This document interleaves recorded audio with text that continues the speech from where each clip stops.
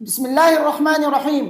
استغفار کے 6 آسان اور مختصر صیغے آج میں آپ کو بتانے والا ہوں۔ ان میں سے آپ کو جو آسان لگے آپ وہ پڑھا کریں۔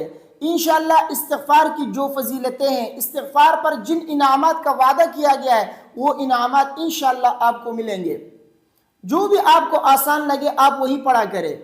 سب سے آسان، سب سے مختصر اور سب سے زیادہ پڑھا جانے والا استغفار وہ ہے استغفر اللہ۔ استغفر اللہ ایک ایسا استغفار ہے جو نہایت آسان بھی ہے اور نہایت مختصر بھی ہے، اسی لیے ہر کوئی یہی استغفار پڑھتا ہے۔ شاید آپ بھی یہی استغفار پڑھتے ہوں گے۔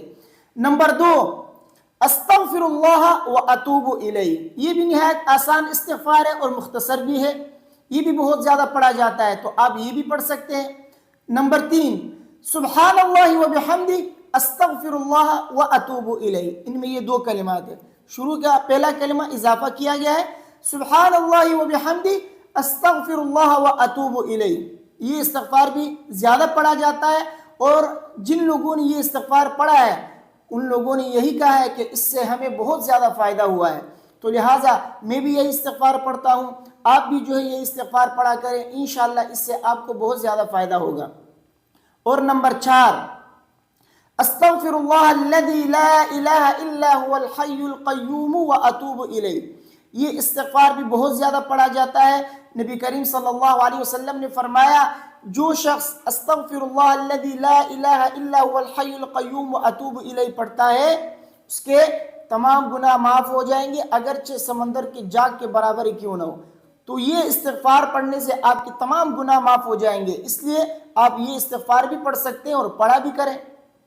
ایک تسبیح تو روزانہ کم سے کم یہ استغفار پڑھا کرے تاکہ اللہ تبارک و تعالیٰ آپ کے گناہوں کی بخشش فرمائے۔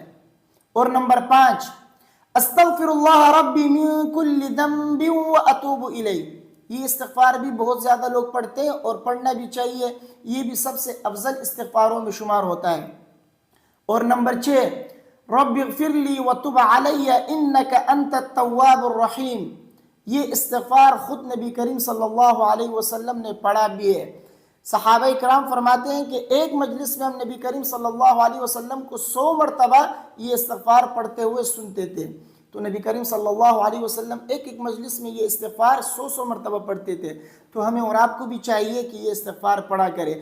تو ان میں سے جو استغفار آپ کو آسان لگے آپ وہ استغفار پڑھ سکتے ہیں۔ اگر آپ کے پاس ٹائم ہے اور آپ یاد کر سکتے ہیں تو یہ اخیر کی جو 3 استغفار میں نے آپ کو بیان کیے، ان استغفار میں سے جو آپ کو آسان لگے یاد کر سکتے ہیں آپ وہ پڑھا کریں، کیونکہ وہ بنسبت شروع کے جو 2 میں نے بتایا استغفر اللہ اور استغفر اللہ و اتوب الیہ، ان کے مقابلے میں یہ جو دیگر جو 3 یا 4 استغفار جو آخر میں نے ذکر کیے، یہ استغفار زیادہ افضل ہے اس کا پڑھنا، اس میں آپ کو ثواب بھی زیادہ ملے گا۔ اس کی وجہ یہ ہے کہ ان میں جو کلمات زیادہ ہیں، ان میں کلمات زیادہ ہے بنسبت استغفر اللہ کے اور بنسبت استغفر اللہ و اتوب الیہ۔